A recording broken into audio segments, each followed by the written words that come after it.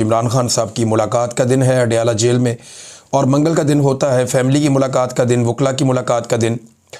और पिछले मंगल को जो कुछ हुआ उसके बाद आज के दिन के लिए बाकायदा एक तहरीक चल रही है। बहुत सारे लोग जो हैं वो सोशल मीडिया के ऊपर और पाकिस्तान तहरीक इंसाफ के जो डिफरेंट ग्रुप्स हैं उनके अंदर ये आवाज़ उठा रहे हैं कि चलो चलो अडयाला जेल चलो, क्योंकि इमरान खान साहब की बहन पे बहुत टॉर्चर किया गया पिछली मरतबा। काफ़ी लंबा अरसा हो गया है, लगभग चौथा हफ्ता है कि इमरान खान साहब की उनकी फैमिली से या उनकी पार्टी के लोगों से मुलाकात नहीं करवाई जा रही, यानी 25 दिन के करीब हो गए। और उसकी वजह बड़ी सादा है और हम सब जानते हैं कि क्योंकि ये नवंबर का महीना है, इसमें आर्मी चीफ को एक्सटेंशन भी मिलती है, इस्तिस्ना का मामला है, फिर एक आइनी तरमीम पास की गई है, नई आइनी अदालत बनाई गई है।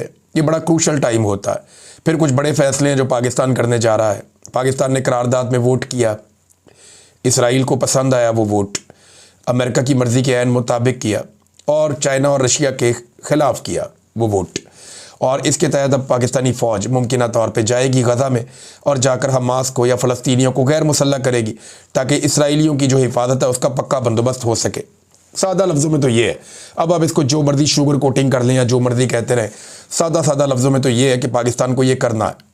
और ये पाकिस्तान को इसलिए करना है कि पाकिस्तान की मईशत बहुत कमज़ोर है, पाकिस्तान की मईशत में जान नहीं है, और पाकिस्तान अपना बोझ नहीं उठा पाता, इसलिए अगयार की बातें माननी पड़ती हैं। जो हुक्म आता है उसको मानना पड़ता है। पाकिस्तान को किसी की भी हुकूमत होगी, बड़ा मुश्किल है इन मामलात से निकलना।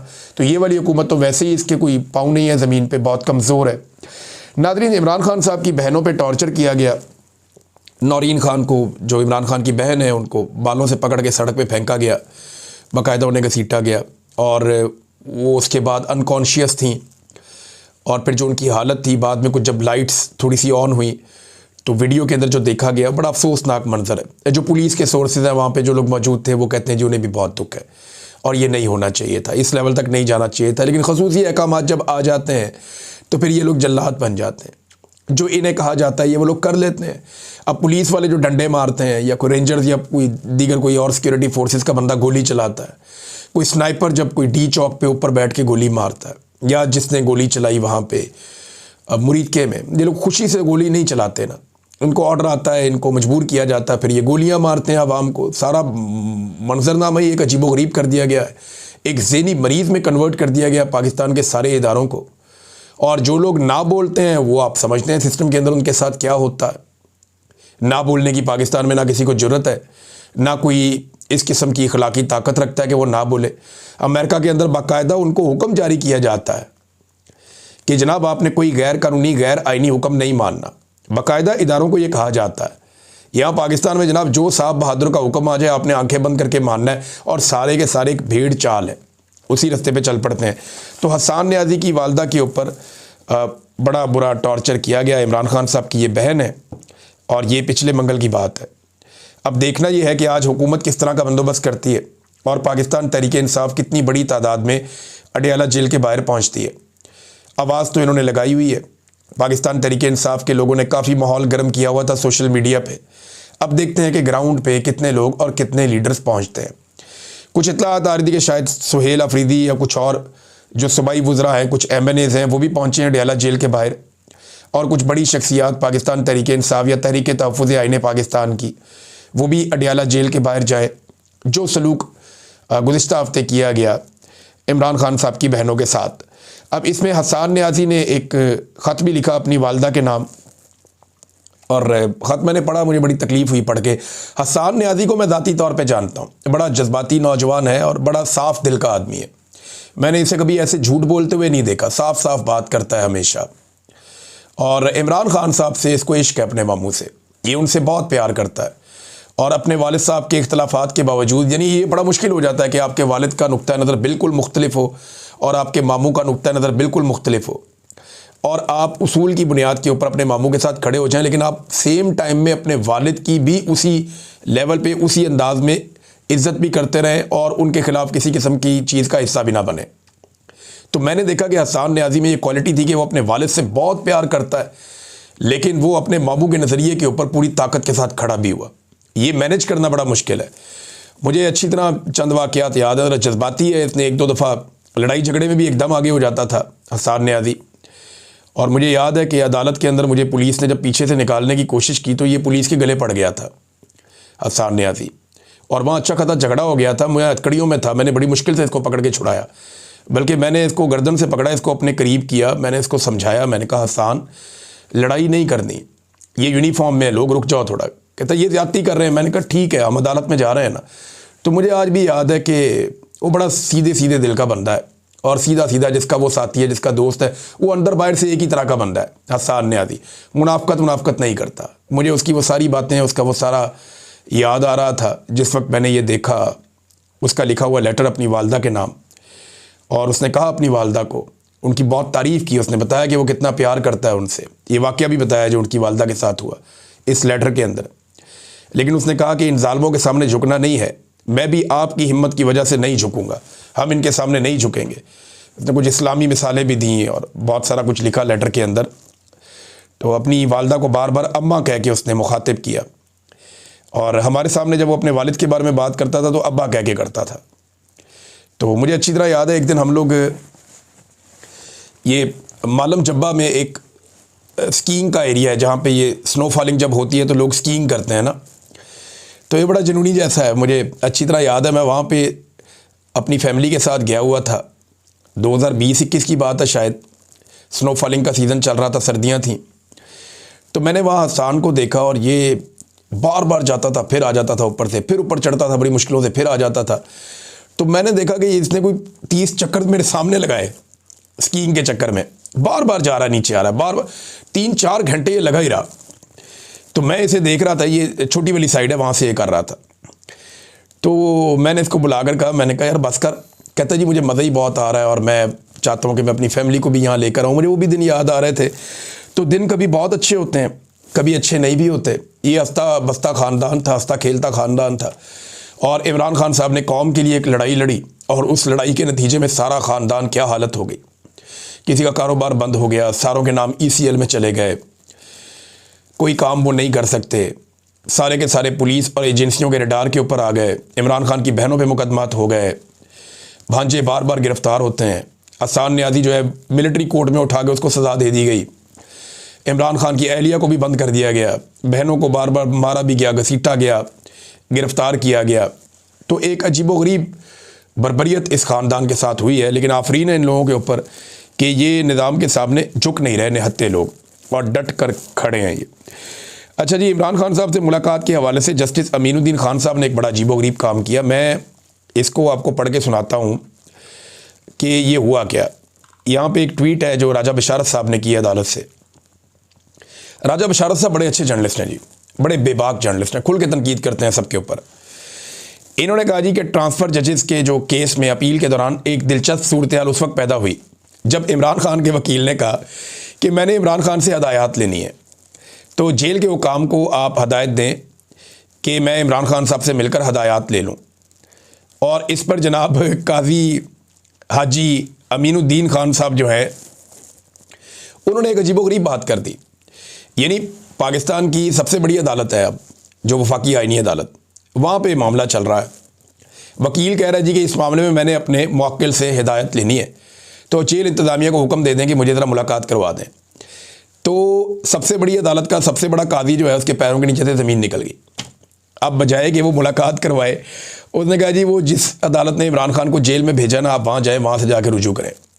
ये नाज़रीन इनकी हालत है।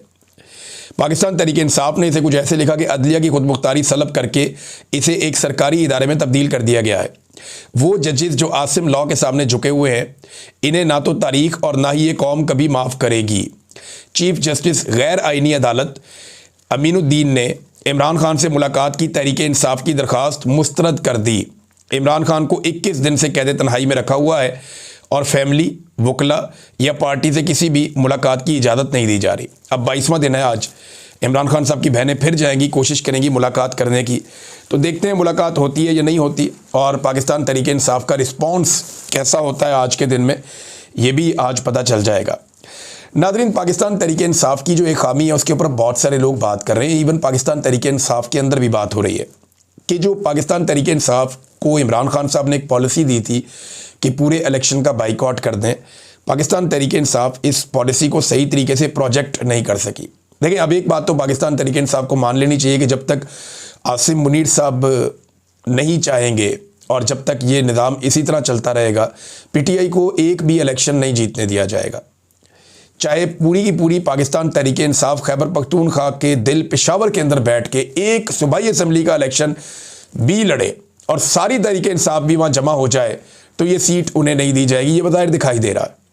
तो ऐसी सूरत हाल में करना क्या चाहिए?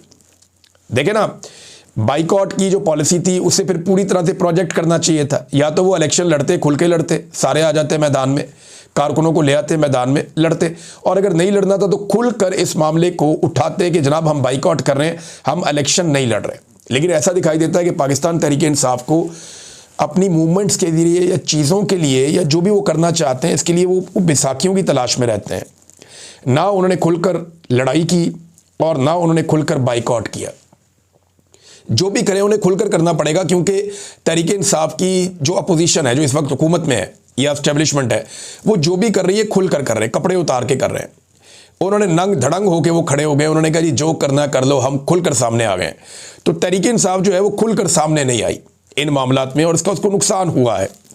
अब कुछ लोग जो हैं वो लॉन्च किए गए हैं कि ये जो इलेक्शन हुआ, ज़िमनी इलेक्शन, इसको नॉर्मलाइज किया जाए और कोशिश की जाए, ये कहा जाए बार बार कि जनाब ये तो बहुत बड़ी कामयाबी है PMLN की, और इमरान खान साहब की वो मकबूलियत वो पहले जैसी नहीं रही। हालांकि वो लोग जो इमरान खान साहब की मकबूलियत के दावेदार थे, चाहे वो इमरान खान साहब के मुखालिफिन हैं, जो खुद गवाही देते थे कि इमरान खान साहब 90% तक मकबूल हैं, वो लोग भी पाकिस्तान तहरीक इंसाफ की इस जो शिकस्त उन्हें दी गई है इसके ऊपर हैरान नहीं हो रहे।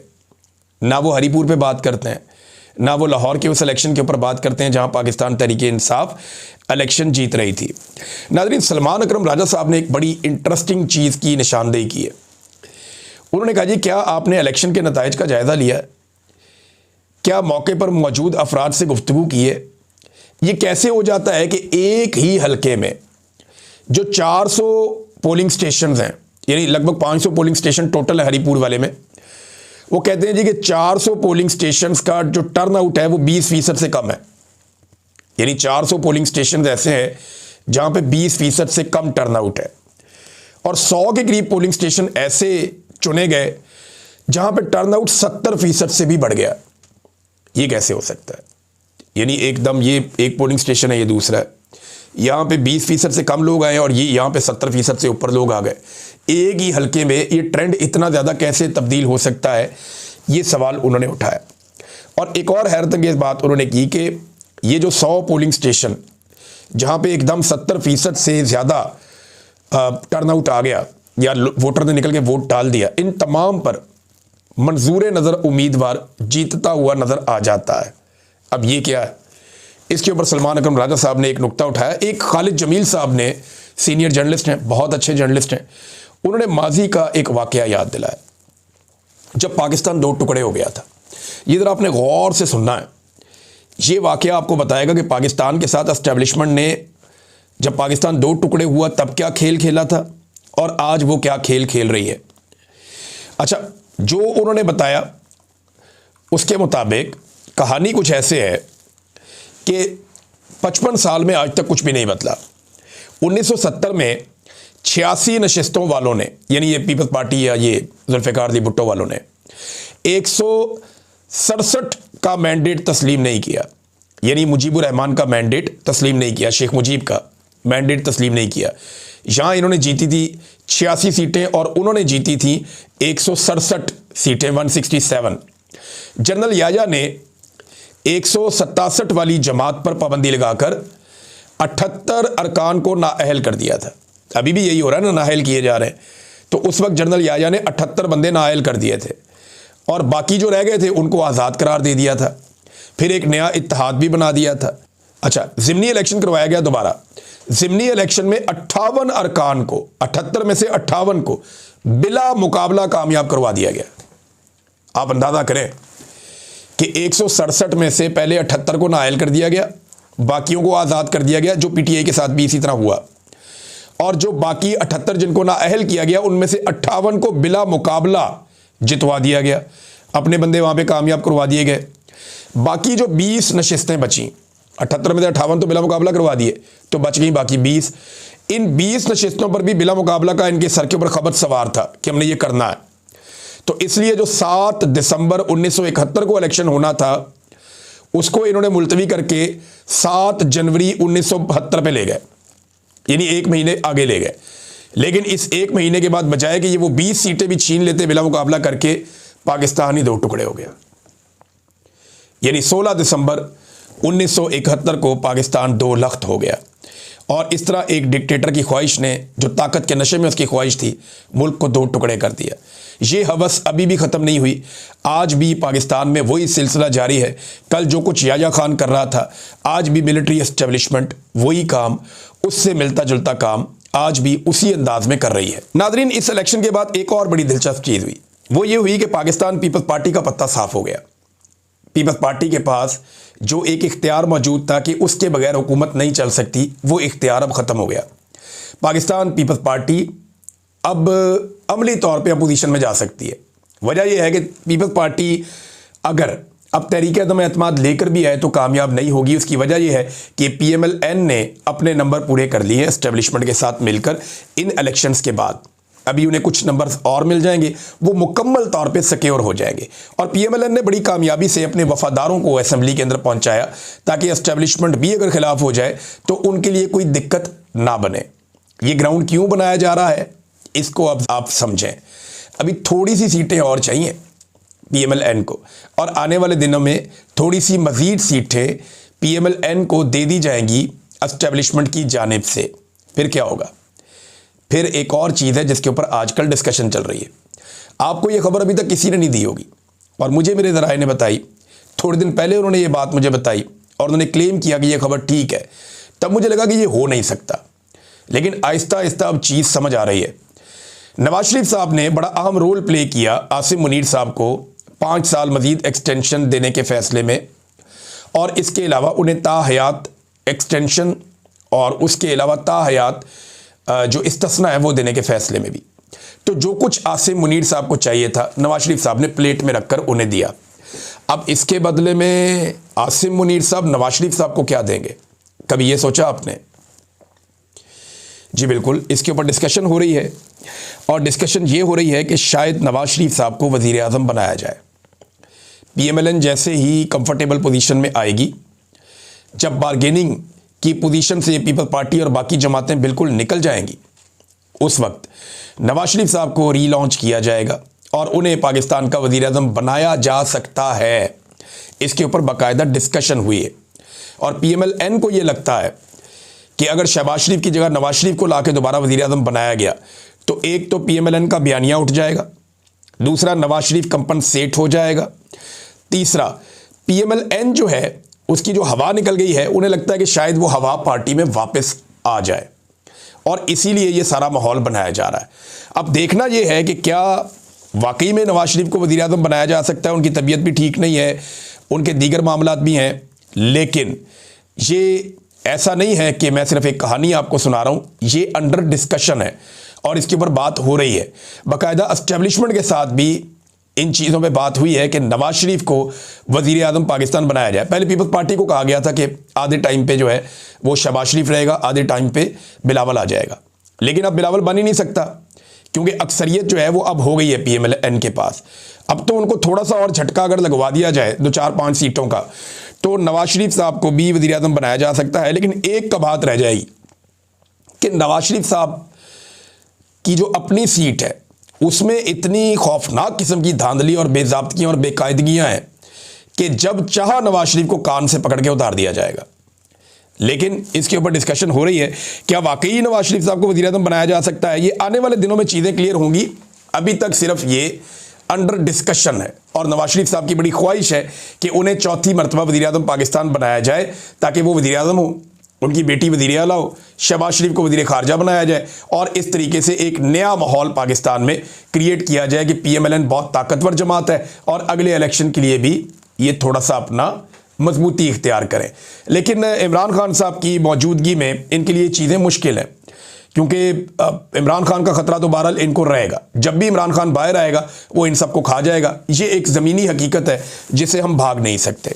नाज़रीन, IMF की रिपोर्ट के हवाले से डिफरेंट सवालात उठाए जा रहे हैं और अब इसी सवाल को हाफिज़ अब्दुल्ला साहब ने भी उठा दिया है, जो हम बार बार कह रहे थे कि IMF की रिपोर्ट के मुताबिक गुज़िश्ता 2 सालों में हुकूमत ने 5300 अरब की करप्शन हुई है। सवाल ये है कि करप्शन किसने की, क्या करप्ट किरदारों की फ़हरिस्त में कोई लोग शामिल हैं तो वो लिस्ट किधर है और कौन कौन है, कौम को बताया जाए कि क्या करप्ट माफिया को कोई सज़ाएं मिली हैं, और अगर करप्शन का ये पैसा 5300 अरब बरामद हुआ तो वो पैसा है कहाँ, कौमी ख़जाने में कहाँ जमा करवाया गया, उसकी तफसीलात बताई जाए।